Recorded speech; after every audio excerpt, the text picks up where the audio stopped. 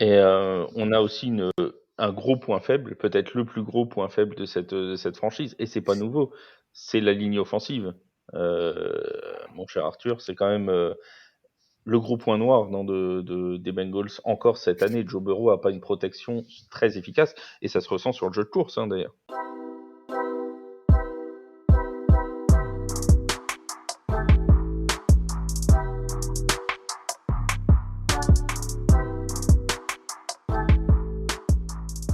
Bonjour à tous, bonjour à toutes, bienvenue dans Tailgate, le podcast 100% NFL des équipes de The Free Agent. On se retrouve en cette deuxième partie de semaine pour évoquer l'AFC Nord, une AFC Nord et un podcast spécialement dédié à cette AFC Nord, une division qui est la seule qui ne compte à l'heure actuelle aucune équipe avec un bilan négatif.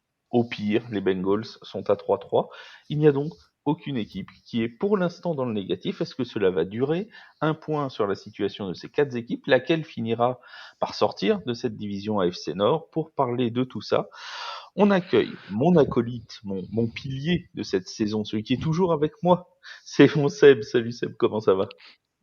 Salut Flav, bonjour à toutes, bonjour à tous, bonjour à toutes, et bonjour à tous les free agents qui ont signé des contrats bien juteux. On va parler de la FC Nord, ça va cogner, ça va saigner. Oui, c'est parce que c'est généralement pas une division franchement de poètes, hein, la FC Nord. Donc bon, C'est très c'est voilà. exactement ce que j'allais dire. C'est toujours un peu particulier. Donc on est ravis de parler d'eux, hein, ça nous fait plaisir, mais c'est vrai que c'est toujours assez viril comme division. Alors, Seb, t'es le seul à être neutre avec moi dans cette division, parce que nous deux, on est en NFC, donc bon, la FC Nord, ça me semble très loin. Parce que les deux autres, ils sont moins neutres. On a notre petit Arthur, le fan des Bengals. Salut Arthur, comment tu vas? Salut Flav, salut Seb, salut aussi Axel, ça va super, content de vous retrouver en ce nouveau podcast. Hâte de parler de la FC Nord, la jungle de la NFL. Non, t'as envie de parler de tes Bengals, t'as pas envie de parler de la FC Nord, toi. Moi, si, ça va être sympa quand même. Ça va être sympa quand même. Et on a Axel qui d'habitude est sur le podcast NBA, mais qui est aussi un fan des Ravens de Baltimore, donc on en profite. Et puisqu'on a dans l'équipe TFA plein de gens qui aiment la FC Nord. Salut Axel, comment tu vas? Salut Flav, salut Sébastien, salut Arthur. Ouais, on s'expatrie un petit peu, mais au final, c'est pas si loin, hein, Oui, non, ça reste dans la même maison, hein. ouais, voilà, voilà, c'est C'est juste la le porte en grenier, on face. monte un petit peu. Voilà, c'est ça exactement. C'est ça. Axel, il a vu de la lumière en NFL, il s'est dit tiens, je vais venir toquer à la porte. Et il a bien fait, il a bien fait. Alors on commence par les Bengals de Cincinnati qui sont donc à 3-3 en ce début de saison. Euh, Forcément, je vais me tourner vers Arthur.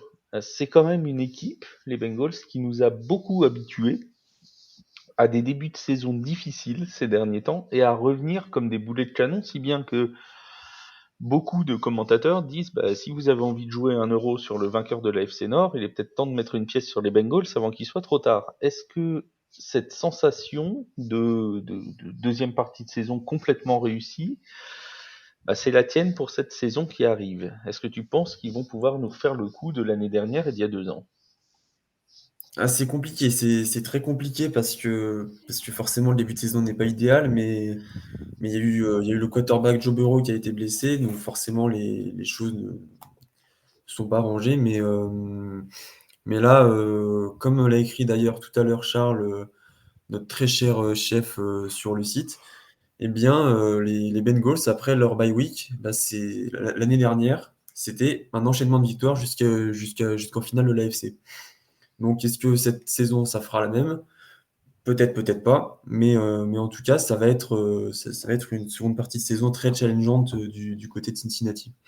Est-ce que, là je m'adresse à toi et après je poserai la question à Seb aussi, est-ce que la connexion Chase Burrow c'est vraiment le point? On a vu que quand ça fonctionnait, notamment c'était contre les Cardinals je crois, dès que ça a fonctionné tout de suite l'équipe a pris une nouvelle mesure, une nouvelle dimension. Est-ce que c'est vraiment le point sur lequel bah, l'avenir de la saison repose? C'est un des points, ça c'est sûr. C'est la connexion, ils l'ont eu en année universitaire à LSU. Ils ont réussi à se retrouver chez les Bengals et depuis maintenant 2 saisons, ils nous font rêver avec leurs passes incroyables, enfin passes et réceptions incroyables. Et on a pu voir une renaissance de cette connexion face aux Cardinals. Et j'espère quand même la revoir un petit peu plus souvent cette saison. Une question, Seb, il y a quand même un point qui est assez inquiétant pour les Bengals en ce début de saison, c'est l'attaque, mine de rien, parce qu'ils nous ont habitués à une attaque tellement flamboyante, ces Bengals de Cincinnati, que là, au bout de 7 semaines, alors certes, ils n'ont joué que 6 matchs, euh, au bout des 6 matchs qu'ils ont joués, c'est 256,3 yards gagnés, 186,5 à la passe, 69,8 de moyenne au sol. C'est la pire attaque au sol de la ligue. C'est la pire attaque en nombre de yards moyens gagnés. Est-ce que ça t'inquiète, toi, cette attaque des Bengals qui peine à avancer cette saison? Disons que c'est un sacré contraste par rapport à la saison précédente, et même si ma mémoire ne me trompe pas, encore à celle d'avant, comme tu le disais, 32e attaque en total yards, on peut difficilement faire plus bas, 26e en matière de yards, là aussi en passe, c'est quand même pas terrible. Alors, on parlait de la connexion Chase Burrow tout à l'heure, elle est plus qu'essentielle, elle est indispensable. Il est indispensable qu'elle fonctionne parce qu'on se rend bien compte que quand elle fonctionne pas, il n'y a absolument rien qui va et que c'est un peu l'arbre qui. Ça devrait être l'arbre qui cache la forêt. Il se trouve que là, c'est le seul arbre de la clairière, malheureusement. Parce que derrière, après, en matière de réception, pourtant, il y a du personnel, il y a Tyler Boyd, il y a T. Higgins. Mais en matière de nombre de réceptions et de yards gagnés, c'est loin derrière Ja'Marr Chase. Il y a 20 réceptions d'écart entre Ja'Marr Chase et Tyler Boyd. Donc ça veut dire que pour Burrow, il n'y a pas d'autres cibles potentielles. Et puis, le souci, c'est également ce jeu au sol. Le meilleur running back de l'effectif, c'est Joe Mixon. C'est 366 yards en 96 courses. Alors, je suis pas matheux, mais on en est à 6 matchs, 96 courses en 6 matchs. Je vous laisse faire les maths. C'est pas terrible, hein, ça fait une quinzaine de tentatives par match et un seul touchdown au sol. Cette attaque, elle est très inquiétante. Alors, bien sûr, Joe Burrow est blessé. On a l'impression que de semaine en semaine, ça va un petit peu mieux, mais il va être essentiel qu'il retrouve vite l'apogée de ses pouvoirs, parce que on se rend compte que, en fait, cette attaque, elle semble très limitée. Et d'ailleurs, comment il va, Arthur, Joe Burrow? Tu l'as pas eu au téléphone, je pense, depuis quelque temps, mais est-ce que les nouvelles de sa blessure sont bonnes? Bah, a priori, il fait les entraînements à fond. Enfin, pour l'instant, tout a l'air d'aller bien. Donc maintenant, je pense on pourra plus se cacher derrière l'excuse du ouais, mais Joe Burrow est blessé, donc forcément, ça ruine un peu tout. Sachant qu'on l'a vu face à Arizona, il pouvait bouger, c'était pas un problème. Puis après, dans le match face à Seattle, bah, ça avait disparu. L'attaque était là en début de match, puis après, ça a disparu. Ils ont justement bénéficié d'une défense qui est essentielle pour la survie de la franchise en ce moment. C'est ce que j'allais te demander. Au final, le point fort de cette franchise cette année, c'est quoi? C'est la connexion Chase Burrow dont on a parlé à l'instant, ou c'est finalement se reposer sur la défense? Bah, alors en ce moment, c'est la défense, parce que justement, l'attaque, elle peine beaucoup en ce début de saison, mais la défense, elle a offert quand même quelques victoires. Après, la défense n'est pas irréprochable non plus. Quand il y a eu les premiers matchs où ils encaissent plus de 20 points, puis Cincinnati en met que 3, c'est la défense en encaissait beaucoup.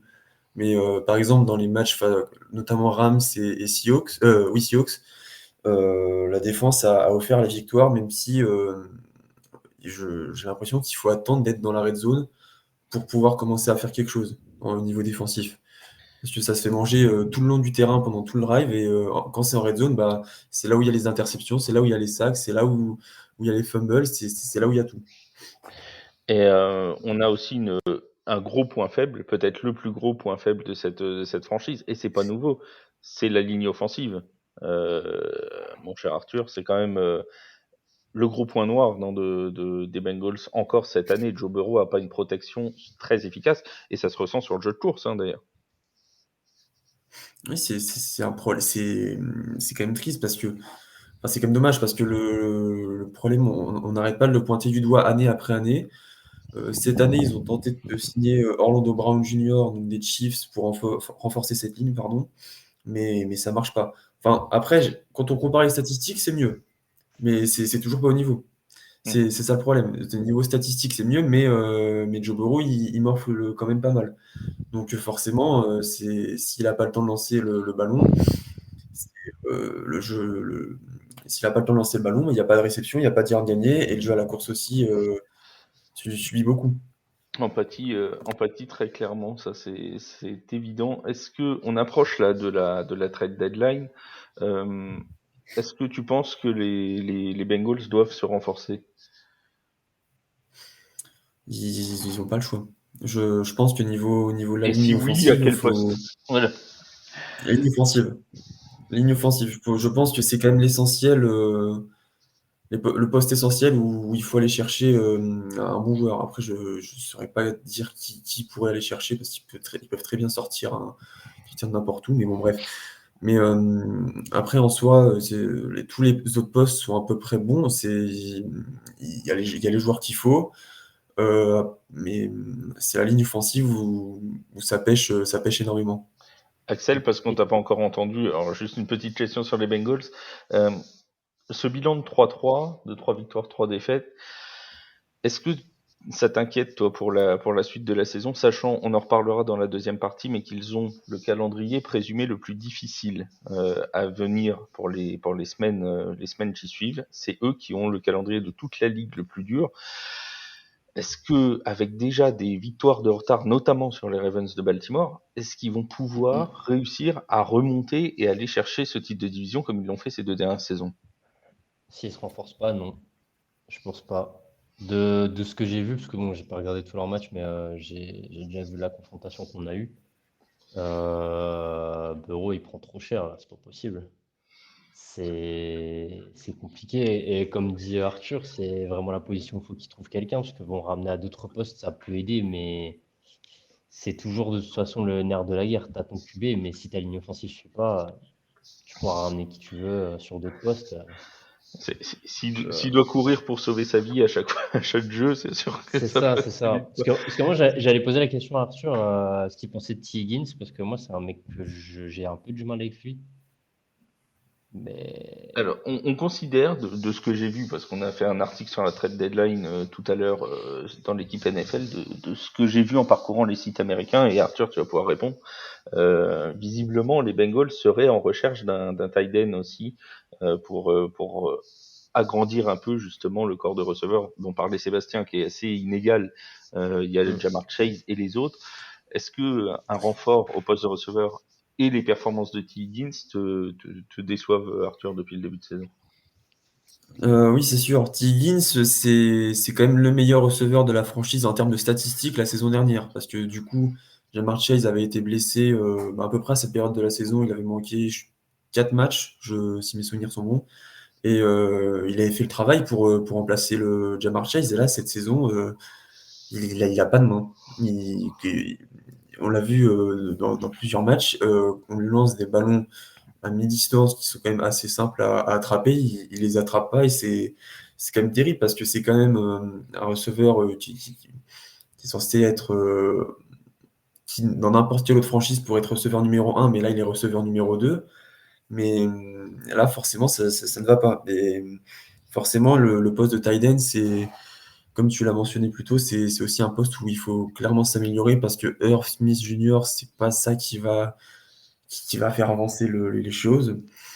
J'ai pas les statistiques sous les yeux, mais elles sont pas hautes. Donc, un poste un tight end, ce serait pas mal parce ils ont oublié cette case lors de la draft. Ils ont préféré tenter autre chose. Et je pense que ça se ressent quand même un petit peu parce que Hayden Hurst, l'ancien tight end qui est maintenant chez les Panthers, a apporté énormément de bien au corps de receveur quand on avait besoin de lui. Alors moi j'ai les stats de T. Higgins depuis le début de la saison sous les yeux. Depuis le début de Ça la a piqué. saison, c'est 14 réceptions. Il a été targeté 36 fois, 14 réceptions, ce qui fait un taux de catch de 38,9%, alors qu'il était jusque-là à 67 dans sa carrière. C'est 149 yards depuis le début de la saison, donc sur ses 14 réceptions, 2 touchdowns, ce qui fait un yardage moyen de 29,8 par match, sachant que depuis le début de sa carrière, il était à plus de 65. C'est vraiment une vraie régression depuis le début de saison pour T. Higgins. Seb, il y a une explication? Explication, j'aurais du mal à en trouver une comme ça, de la sortir de mon chapeau. Mais oui, la Surtout que t'as pas de régression, elle chapeau. est réelle. Surtout que j'ai pas de chapeau en plus. Encore plus compliqué. Mais la régression, elle est réelle. Et moi, alors, j'ai pu lire par contre, en revanche, sur certains sites, notamment, je crois, sur Bleacher Report, que T. Higgins, pour les Bengals, il était dans le trade block, quoi. Oui. Enfin, si quelqu'un en veut, ils ont rien contre le fait de le laisser partir.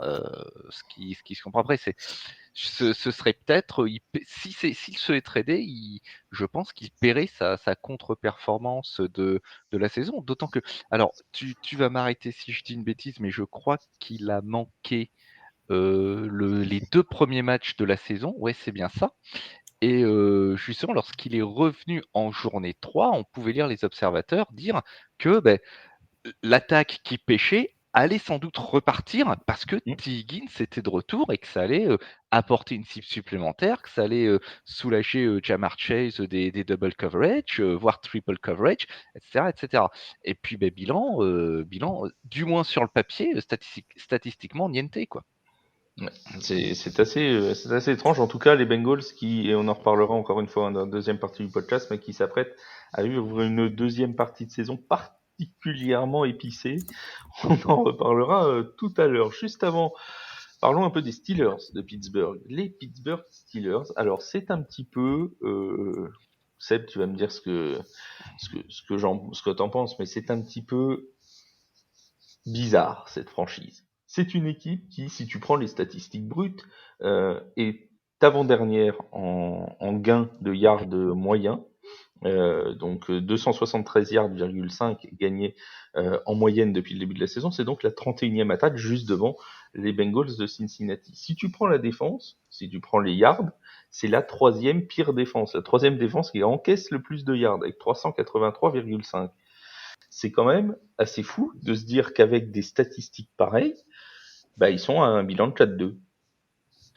Absolument, ça défie toute logique. Ça défie toute logique. Quand on avait fait notre preview de la FC Nord, je me souviens avoir dit, et je l'assume totalement, que pour moi, cette année, la FC Nord, ça allait être 3 équipes qui allaient se faire la bagarre pour la première place et une 4e qui allait être en retrait, à la lutte, voire décrocher. Donc, et quand je disais ça, l'équipe décrochée, je parlais de Pittsburgh. Pittsburgh qui m'a pas fait mentir en début de saison, hein, parce que pour eux, ça commence assez mal. Petit souvenir de la part de San Francisco. Mais voilà, du coup, maintenant, ils sont 4-2. Ils ont même été en tête de la poule encore jusqu'en semaine 6 avant la victoire de Baltimore face à Détroit le week-end dernier. Pour moi, ça défie toute logique. Alors, de 2 choses l'une. Soit cette équipe, effectivement, il y a la vérité du terrain, elle est plus solide qu'on ne le pense. Ou alors, tout ça, ça tient grâce au coaching de Mike Tomlin. Moi, j'ai beaucoup de mal à m'expliquer cet état de fait, et je pense que le facteur, c'est même pas un facteur X, le point fort de cette équipe, c'est Mike Tomlin. Quand on sait en plus à quel point Kenny Pickett au poste de quarterback est controversé, pour pas dire le moins, à quel point Matt Canada, leur coordinateur offensif, est au-delà de la controverse maintenant, hein, auprès des fans qui chantent Fire Canada à chaque match, Et même et au même en hockey. dehors et même au hockey, même en dehors du stade de football. Je regarde ça d'un œil un peu circonspect. Est-ce que c'est je pensais néanmoins que ce serait une équipe qui serait, on va dire, compétitive au match par match, le genre de club qui peut te faire un match piège chaque semaine et voir qui peut faire ou défaire une saison pour l'un des adversaires. De là à les voir à un moment en tête de la poule et de les voir à 4-2 à la 7e journée, j'en étais très très loin. Donc est-ce qu'effectivement ça tient debout ou est-ce que ce bilan est un trompe-l'œil? Je pense que c'est la suite de la saison qui va nous le dire. Oui. Axel, toi, est-ce que ça te surprend le début de saison des Steelers? Ils ont battu les Ravens d'ailleurs, 17-10 Même, ouais, les Steelers. même son de cloche. Je te dirais même que par exemple, pour parler du match contre eux qu'on a perdu, on l'a plus perdu qu'eux, ils l'ont gagné, si je peux me permettre. Parce que oui, je ne m'explique pas non plus pourquoi ils en sont là actuellement. Parce que l'équipe est pas, comme a pu le dire Sébastien, Kenny Pickett, il est dans la range des QB, on ne sait pas trop. Il n'a pas encore prouvé non plus des grandes choses. Donc oui, bah, je ne m'explique pas trop non plus. Alors là, C'est- c'est ça. Comment? Non, pardon, j'avais un flash, c'est le match contre les Ravens qui gagne avec c'est pas du tout pour remuer le couteau dans la plaie, c'est juste mes souvenirs là, qui gagne avec la connexion Pickett-Pickens où il y en a quasiment qu'une seule dans le match et Sur la qui fin, finit en ouais. Oui, touchdown, c'est ça? Ouais, oui, Ouais, c'est celui-là. celui-là. Ouais, ouais, c'est ça. c'est le moment où Pickens, Kenny Pickett se réveille. Voilà. Et Et je crois Pickens qu'en plus, aussi. et Pickens aussi, et je crois qu'en plus, j'avais cru lire que il ne joue pas le jeu appelé par Matt Canada sur cette. C'est peut-être C'est pour pour ça ça que que ça tu vois marche. C'est encore plus lunaire. quand il marque, tu vois dans les tribunes Matt Canada qui a l'air d'enterrer toute sa famille vu la tête qu'il fait. Parce qu'il a pas appelé le jeu qu'il avait qu'il avait appelé. Donc c'est quand même, et si c'est vrai, si effectivement c'est vrai, ça veut dire en plus qu'il y a quand même une sorte de dysfonctionnement qui est terrible. Ouais, donc c'était un peu au petit bonheur la chance. Ouais, Et et puis c'est- Oui, et puis vas-y, le vas-y. pire, c'est que puis le pire en plus, c'est que bon, au-delà du fait que je suis pas un très grand fan des Steelers, normal. Pickens, j'adore ce joueur. C'était encore double, comment dire, double couteau. Double coup de couteau il y avait C'est la ça, plaie et ça a enfoncé encore. Mais c'est ça, exactement. ce jour-là, c'est du côté de Pittsburgh, c'est les escouades qui ont gagné le match, c'est les équipes spéciales et la défense. L'attaque, elle a fait le minimum syndical. Et encore, je suis généreux. Mais une fois de plus, et comme je l'ai déjà dit, une grosse défense et une attaque qui fait le minimum, ça peut marcher. Le problème, c'est que pareil, on regarde les stats, la grosse défense de Pittsburgh, ben, sur le papier, c'est pas fou, quoi. Ils sont 30e au nombre de yards encaissés. Si on prend les yards comme, je prends souvent les yards comme référence, mais 30e overall, 25e contre la passe et 28e contre la course. C'est pas fifou, hein, si je puis me permettre. Non, c'est le moins qu'on puisse dire. Et encore le match de dimanche dernier contre les Rams, la victoire 24-17. Je suivais et je salue Romain qui tient le compte Steelers France, qui part d'ailleurs pour Pittsburgh dans les prochaines heures. Il mettait sur le live tweet sur Twitter encore un match qu'on va gagner, on se demande comment. C'est un petit peu ça. C'est-à-dire que même les propres supporters des Steelers commencent à se demander comment est-ce qu'ils font pour gagner ces matchs-là. Ça tient du divin hein, à ce point-là, quasiment. Mais ça Ils tient n'ont pas tort en même parce que temps. ouais, parce que même tu regardes sur ce match, l'attaque gagne 300 yards, bon, ok, la défense en encaisse 354. Enfin, je comprends. Non, moi je pense que c'est Mike Tomlin. Je me l'explique pas autrement. Oui, parce que déjà la saison dernière, on s'était dit, on promettait à Mike Tomlin la première saison négative de sa carrière. Il a réussi à s'en sortir. Oui, Et là encore cette saison, on se disait, oh, ça va quand même être, ça va être difficile pour les Steelers. On attendait peut-être plus de Kenny Pickett aussi, parce qu'on se oui. disait c'est l'année 2, peut-être qu'il va y avoir une vraie progression. Je sais pas ce que vous en pensez vous, mais j'ai pas l'impression de voir quelqu'un de transformé en année 2, d'absolument confiant sur le terrain ni quoi que ce soit. Si c'est lui le franchise quarterback que Pittsburgh attendait, la gestation est un peu longue. Hein. 60% de complétion, c'est tout juste dans les standards actuels NFL. 1257 yards dans 7 matchs, c'est pas dingue. 5 touchdowns, 4 interceptions. C'est, le rating, c'est 35,3. C'est pas exactement des stats de champion. Hein. c'est peut-être un QB asperge. Tu sais que les asperges, ils mettent 3 ans à pousser. Ça se trouve, c'est peut-être que dans un an, ce sera un QB de tout premier ordre. Voilà, c'est pas Ouais, mais impossible. il aura peut-être pas un an. Il suffit que là, il fasse quelques grosses bêtises dans les matchs qui viennent, et enfin, ça pourrait compliquer son avenir, hein. Arthur, on t'a pas entendu sur les Steelers. Un petit avis sur ce début de saison, allez, on va le dire miraculeux, des Pittsburgh. Ouais, justement, tu as tout résumé. Comment ils en sont arrivés là? Vous l'avez très bien dit tous les trois, les stats, elles sont pas là. C'est même pas ce qui.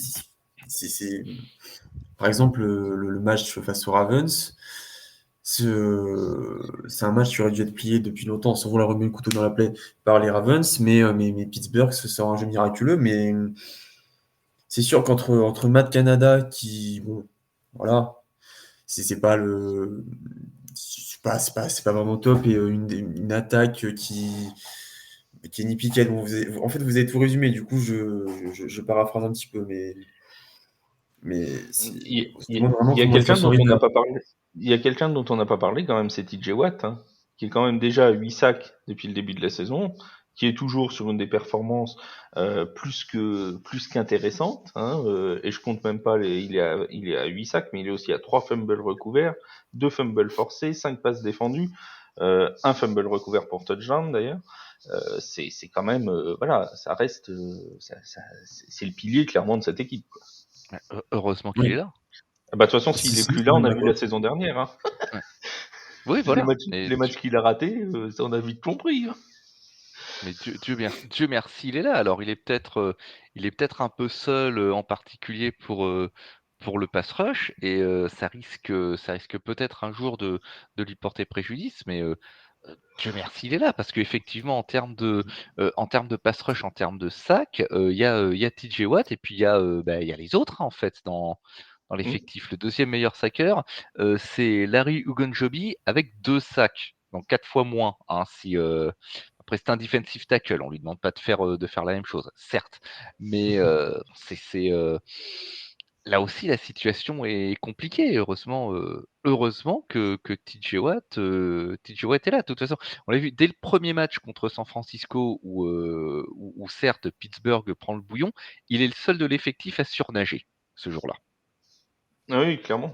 Et les deux défaites en plus des Steelers contre les 49ers et contre les Texans, à chaque fois, sans faire de mauvais jeu de mots avec leur quarterback, mais ils prennent des piquettes, quoi. C'est 30 à 7 contre les Niners, Ouais. c'est 30 à 6 contre les Texans. Donc, Et c'est pas des mini-défaites, hein. c'est quand même fou que ce club réussit, réussit à battre Cleveland, ce qui faut le faire tout de même. On va revenir sur le cas des Browns un peu plus tard. Ils réussissent à battre Cleveland. Ils battent les Raiders, passons. Ils perdent contre Houston, qui certes est compétitif, mais n'est pas non plus quand même une des grosses écuries de la ligue. Ils réussissent à battre Baltimore derrière. Ça défie toute logique. Ah oui, mais et le point commun de de toutes ces victoires des Steelers depuis le début de saison, il est très simple, hein. C'est le nombre de points encaissés, en fait. Quand ils en prennent moins de 22, Oui. il y a, sur les 4 victoires, il y a 3 fois où ils prennent moins de 18 points. Voilà, clairement, ça passe par là, hein. S'il y a vraiment la défense qui arrive à contenir, pas forcément en nombre de yards, mais en nombre de points inscrits l'équipe adverse. Et puis bon, contre les Rams, ils ont aussi été aidés par une aide extérieure qui s'appelle Brett Maher, hein, quand même. Donc Oui. c'est voilà. Si tu arrives à contenir, à pousser les équipes à tenter des field goals et que le kicker en face il les met pas, et tu sais mon cher Seb qu'un kicker c'est important en ce moment. Oh oui, c'est important. C'est- Voilà, c'est très vite, c'est une victoire qui se transforme en défaite. C'est un peu un lieu commun, mais c'est comme Ouais. ça, hein. Non, tout à fait. Je suis très curieux de suivre la suite de leur saison. Et c'est à noter aussi que c'est une équipe qui est à 2-0 en division. Mm. Ils ont gagné leurs 2 seuls matchs de division jusque-là contre les Ravens et contre les Browns. Et Donc ça pourrait méchamment compter justement quand on voilà, fera les comptes, hein. ça peut compter quand à la fin du bal on paiera les musiciens, comme dirait l'autre. Après, normalement, ça devrait se lisser. L'impression qu'on a devrait se lisser sur le reste de la saison quand même. Ou alors vraiment, on est des Ou rookies alors complètement. c'est le miracle de 2023.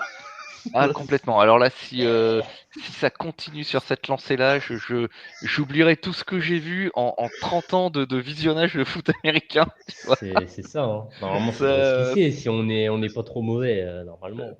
Parce que là, ils sont sur une base de quoi? Ils sont sur une base de finir en 12-5, quoi. En gros, Ouais, grosso oui. modo. Hmm. Avec Ben 4-2 à ouais, ce stade-là de la compète, ils finissent en 12-5. c'est ça. Voilà, ce serait quand même pas mal, C'est quoi. fou. Oui, Ah, c'est alors fou, là, ouais. s'ils y arrivent, chapeau bas, messieurs les Steelers. Je n'ai rien d'autre à dire. On passe à l'autre équipe qui est à 4-2 depuis le début de saison, mais qui fait une impression quand même un petit peu plus, comment dirons-nous, aboutie. Ce sont les Browns de Cleveland. Alors là, pour les Browns, le problème, si j'ose dire, il se situe plus au niveau du quarterback, avec encore, pour cette prochaine semaine, Seb, un Deshaun Watson qui est blessé, PJ Walter qui sera sur le terrain. On l'a appris aujourd'hui avant l'enregistrement du podcast. Est-ce que Deshaun Watson n'est pas en train de devenir un petit problème pour les Browns quand même? J'ai dit à plusieurs reprises que le problème de ce club, c'était son quarterback. Et c'est pas ce qui me fera changer d'avis. Moi, je pense que les Browns, ils ont payé pour avoir le Deshaun Watson de Houston d'il y a quelques années. Bon, eh ben, il faut croire que tout ce qu'il savait faire à Houston, il l'a laissé au Texas, puisqu'on en a. On va pas revenir sur les problèmes extra-sportif, parce que sinon je vais m'énerver. Mais là encore, je prends les chiffres, un petit peu plus de 60% de complétion, 4 touchdowns, 3 interceptions, plus les problèmes de blessures récurrents qui en font un joueur peu fiable, en fait, au bout du compte. La situation est un petit peu compliquée de ce côté-là. Et du coup, ça donne une attaque qui ne. Alors, une défense qui passez-moi l'expression, messieurs, mais qui cartonne, hein, on peut pas dire autre chose, on y reviendra peut-être un peu plus tard, sûrement même, mais une attaque qui ne décolle pas, parce qu'elle est 20e overall, elle est 31e à la passe, et ça va un petit peu mieux, même beaucoup mieux au sol, elle est deuxième. Et fort heureusement, il y a le sol un petit peu qui permet de la garder à flot, et ce, malgré la perte de Nick Chubb. Il y a Jérôme Ford et Kareem Hunt, le revenant, qui font le job pour compléter cette absence. Donc, heureusement que cette attaque du moins réussit à vivre par le sol, parce qu'il resterait pas grand-chose. Et en plus, les deux, pour le petit point info du jour, donc Deshaun Watson ne s'est pas entraîné aujourd'hui et lui est déjà forfait pour le match. Ça doit être contre les Seahawks, je crois, si je dis pas de bêtises, Je ce week-end. C'est crois, ça, oui, c'est ça, c'est les Seahawks. Donc il est déjà forfait. Ce sera PJ Walter qui sera le quarterback titulaire, mais ni Jérôme Ford ni Kareem Hunt ne se sont entraînés non plus. Donc les Oh, deux sont pour l'instant laissés au repos pour des petits bobos. Alors pour l'instant pas de forfait hein, pour la oui, rencontre, mais on n'est que mercredi et voilà. Mais il y a toujours cette petite incertitude quand même qui plane ouais, je crois sur le jeu derrière, offensif. ouais, je après, crois après sur certains postes, notamment Ford et Hunt, qui sont très sollicités, qui s'entraînent pas le mercredi, c'est pas forcément un signe de blessure. Non, non, surtout que Voilà, ça peut être pour les ménagers, et voilà. Parce que on a rien vu de spécial pendant le match, il n'y a voilà, rien eu dans les rapports voilà. médicaux, donc je pense que Je c'est plus du repos qu'autre chose. Oui, je pense en plus que s'il y avait un danger, une quelconque présomption d'indisponibilité pour les deux en même temps, Cleveland serait déjà passé en mode panique et aurait fait quelque chose, signé quelqu'un, ou parce que là, tu as quand même quasiment ta production offensive qui fout le camp d'un coup. Euh, c'est compliqué. Axel, tu voulais dire quelque chose? Tu voulais non, prendre je la sais, parole? je réfléchissais à du coup, il y avait qui après je crois que c'est Pierre Oula, Strong, je crois. oui, c'est pas impossible. Alors attends, je vais ressortir Il me parce que semble. Ouais, je te dis ça parce que on part au running c'est les back 4 du coup, hein, parce qu'on enlève C'est Nick c'est les Chubb, Pierre Strong, ouais. mais c'est Pierre C'est Strong. c'est je, Pi- ouais, je c'est suis Pierre adepte du Strong. Ouais. Fantasy Dynasty, donc je connais les mecs un peu, comment dire, au fin fond des line-up. Sous le radar, sous le radar. Ouais, c'est ça exactement. Arthur, Seb en a parlé tout à l'heure, mais il y a quand même une défense des Browns qui est absolument incroyable depuis le début de saison. 243 yards par match encaissés. Ils sont la meilleure défense en nombre de yards, bien évidemment, mais ils ont quasiment 30 yards d'avance sur la deuxième. On en parlera tout à l'heure, c'est les Ravens. Et notamment à la passe, c'est seulement 149,2 yards encaissés en moyenne. Cette défense des Browns, on a envie de dire, Cleveland tient grâce à sa défense. Oui, clairement. Je vais prendre notamment l'exemple du match face aux 49ers. C'est la défense qui permet à Cleveland de l'emporter.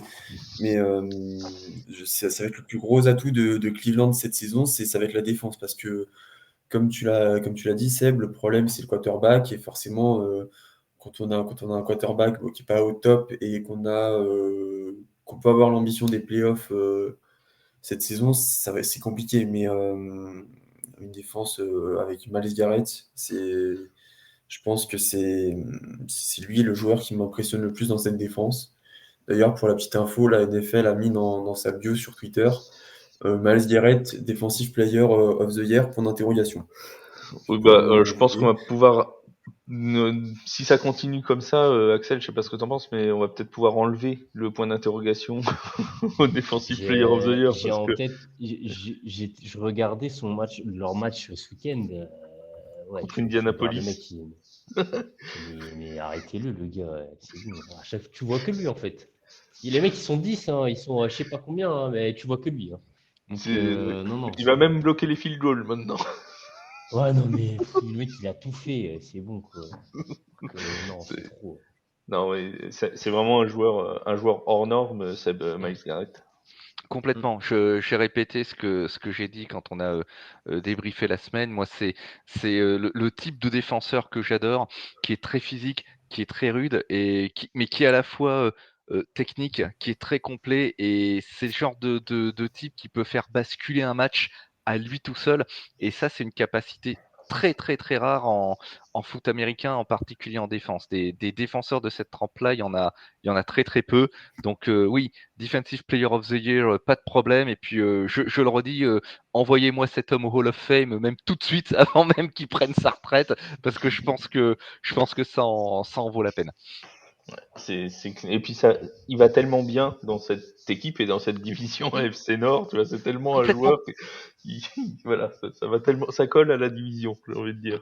C'est vraiment un joueur exceptionnel. Les Browns de Cleveland qui iront donc chez les Seattle Seahawks ou qui les reçoivent. Attends, non, ils vont chez les Seahawks Ils vont chez les ce Seahawks. week-end.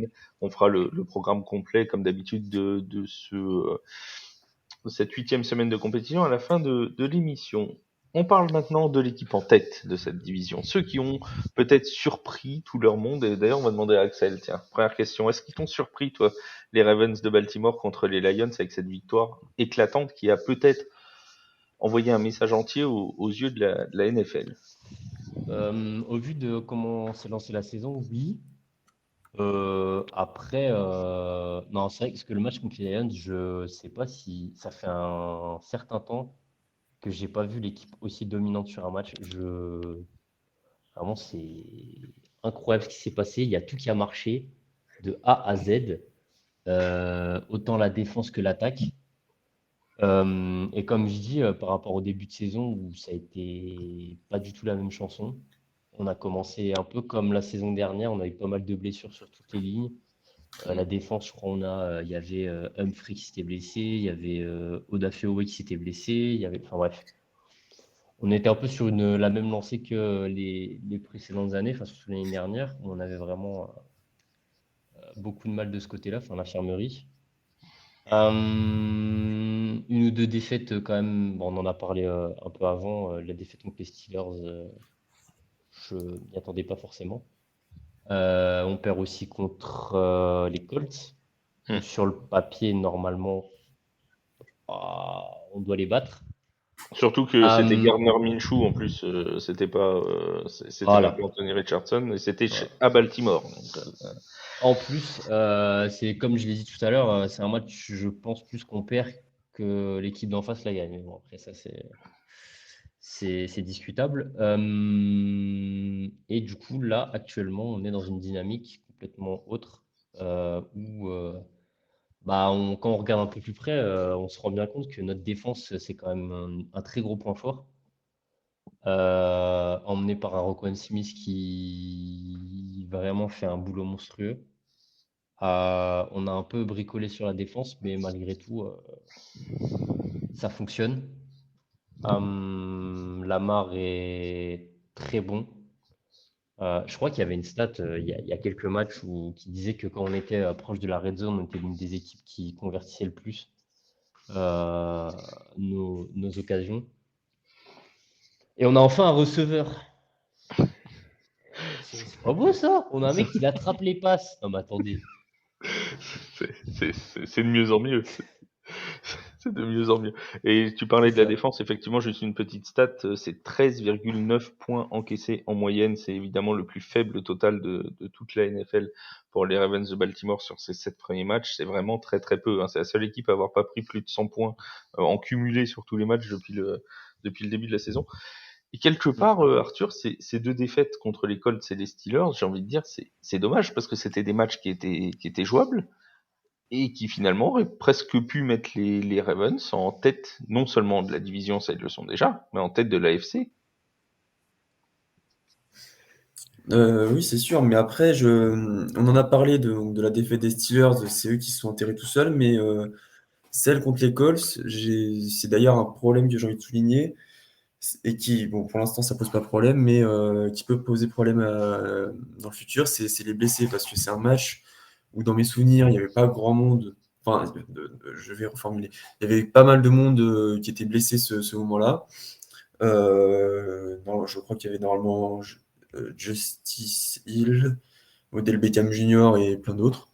Et donc forcément, quand les blessés, c'est ce qui a posé problème à Baltimore, notamment la saison dernière, où leurs playoffs se sont arrêtés au premier tour. Mais je pense que du coup, forcément, cette équipe des Ravens se prétend parmi, je pense, les favoris de l'AFC, vu les performances globales de ce début de saison. Mais attention aux blessures qui peuvent venir ruiner une saison. On peut clairement le dire, ça peut ruiner une saison.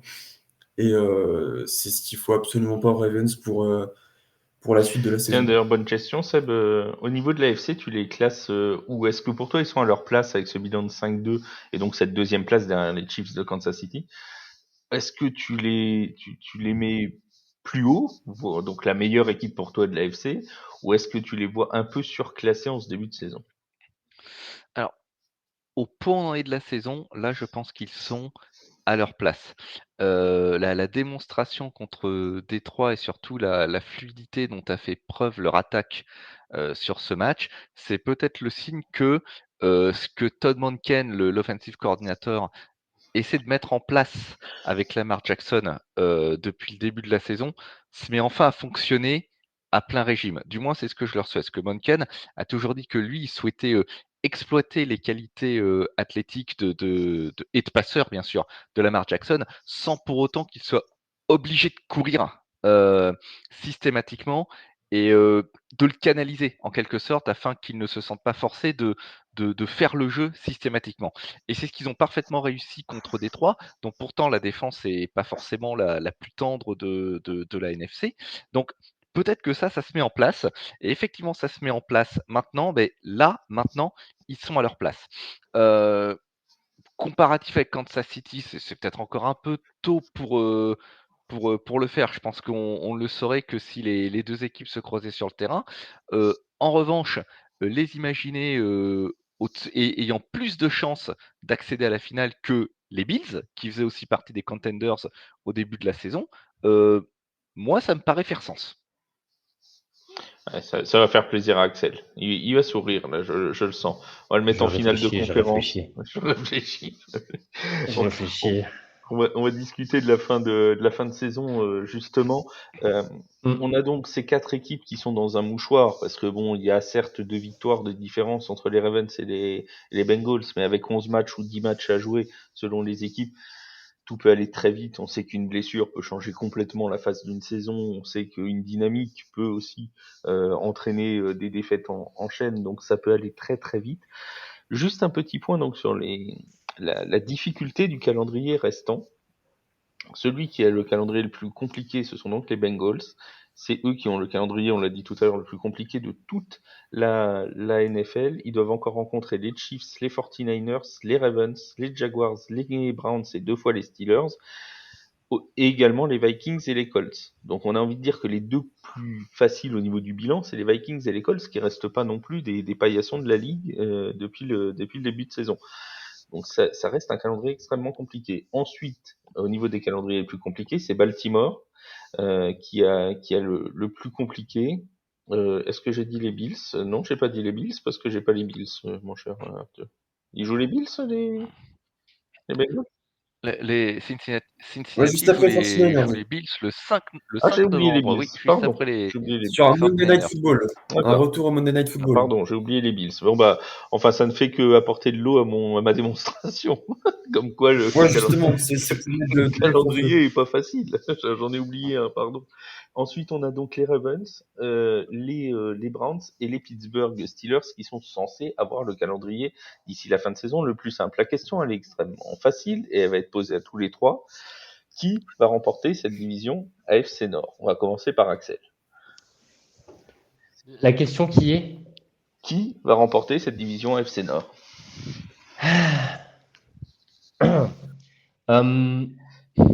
J'aimerais dire les Ravens, évidemment, mais je pense que ça va pas être aussi simple. Ça dépendra, je pense, de comment vont se comporter les Bengals sur là ce qui va se passer, est-ce qu'ils vont faire des ajustements, est-ce qu'ils vont ramener du monde, est-ce que voilà, ils vont s'améliorer parce que j'ai du mal à voir, comme on l'a dit plus tôt, les Steelers continuent sur cette lancée.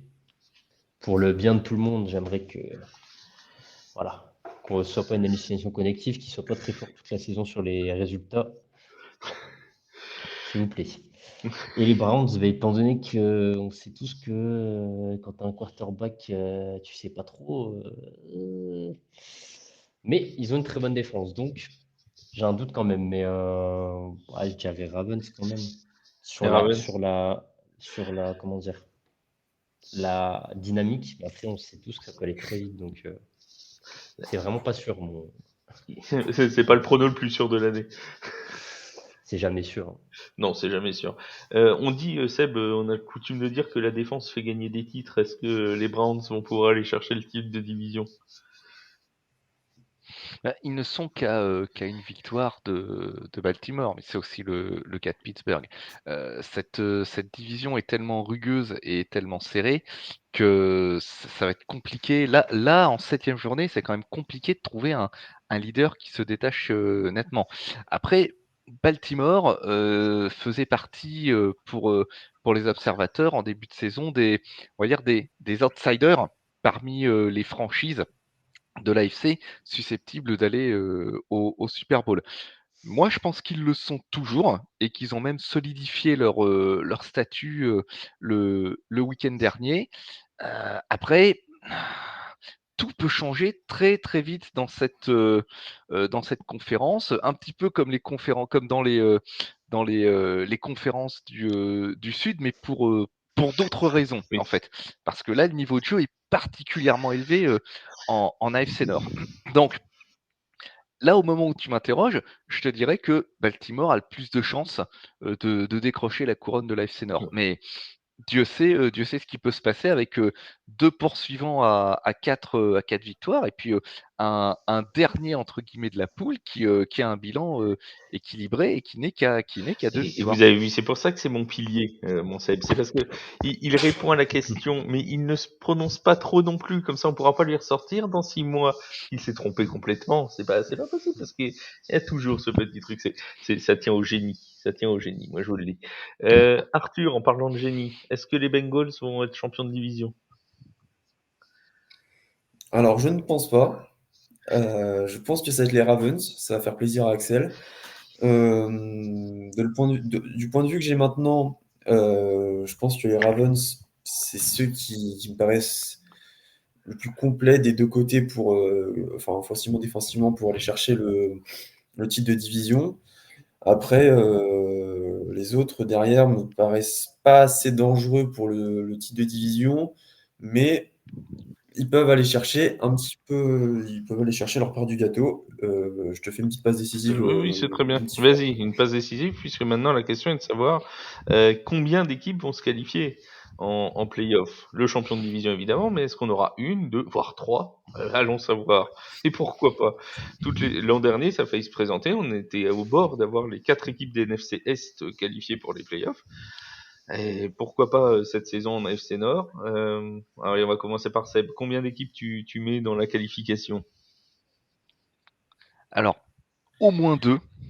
Et j'ai envie de dire comme toi, 3, c'est pas improbable. Parce que si on regarde l'environnement de l'AFC, et en dehors des leaders actuels de division, c'est-à-dire que si on enlève Miami, Jacksonville et Kansas City, il n'y a qu'une seule équipe, c'est Buffalo, qui a plus de victoires que Cincinnati, qui est dernier de la Oui. poule. Toutes les autres équipes, elles sont à 3 victoires ou à 2.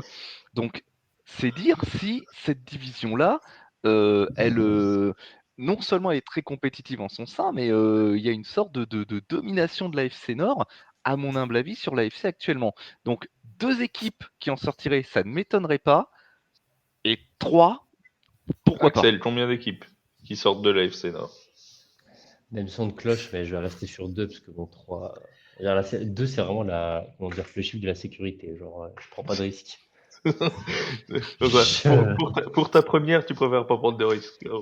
Même si j'aime beaucoup l'argument 3, c'est pas impossible en vrai, parce que quand même, quand tu vois les autres équipes à côté, le plus de. Comment dire? L'AFC Nord, c'est un peu où se concentre un peu.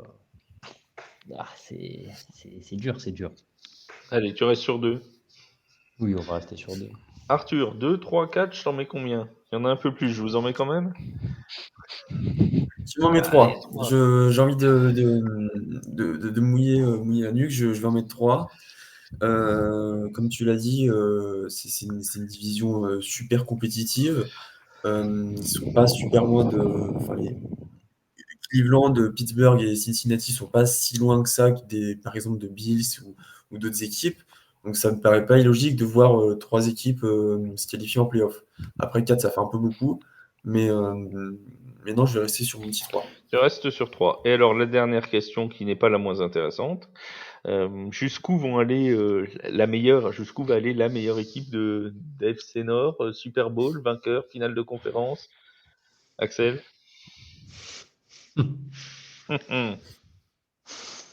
Attends, là, je me mets le nom Les des balles. équipes en face. Ouah. Allez, au moins une petite conférence. Ouah. Une petite Allez, conférence, ce serait bien finale de quand même. conférence. Allez. Allez, Comme petite finale de ces conférence. dernières années, hein, puisque les Bengals sont finis au Super Bowl il y a 2 ans, C'est ça. je dis pas de bêtises, hein, en finale de conférence l'an dernier. Hum, Oui, c'est ça, c'était contre les Chiefs. Arthur, on finit où? Finale de conf, Super Bowl, vainqueur? Là, tu nous jettes pour un. Ah, ouais, bon, on va dire finale de conférence, mais après, finale de conférence, au moment où je parle, week 7-8. Parce que c'est quand même compliqué. Mais ouais, finale de conférence, parce que je vois quand même d'autres équipes potentiellement aller au Super Bowl devant une autre de l'AFC Nord, je pense. Très bien. Et toi, mon Seb? Au moins finale de conférence. Je vais dire comme tous mes estimés collègues, au moins une finale de conférence. Plus loin, compliqué.